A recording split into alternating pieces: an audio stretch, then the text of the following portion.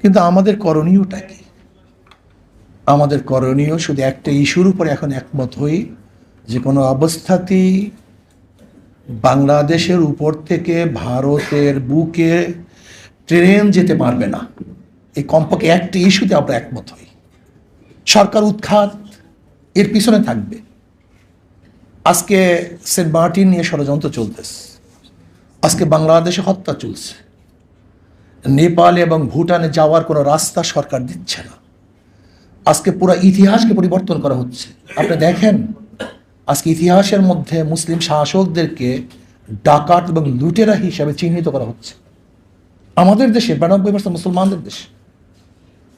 আজকে সরকার স্বাধীনতার সে সহযোগী হিসাবে না দেখে এ দেশ তাদের হাতে তুলে দেওয়ার ষড়যন্ত্র করতেছে। সেহেতু আমি মনে করি বাংলাদেশের যারা দেশপ্রেমিক তারা কোনো অবস্থাতেই এই দেশ বিক্রি হয়ে যাক এটা চায় না। সেহেতু এই ইস্যুকে সামনে রেখে আমরা যে দলে আসি না কেন, মতে আসি না কেন, সব ঐক্যবদ্ধ হই। সরকার যে 10টা চুক্তি করেছে এটা বাতিল করতে হবে। আমাদেরকে ট্রানজিট না দেওয়া পর্যন্ত কোনো অবস্থাতেই ভারত আমাদের সড়ক পথ, আমাদের আকাশপথ, আমাদের নৌপথ, আমাদের স্বার্থবিহীন ব্যবহার করতে পারবে না। যদি আমরা শুধু এই ইস্যুতে ঐক্যবদ্ধ হই তাহলে অবশ্যই ইনশাআল্লাহ একটা রেজাল্ট আনা সম্ভব।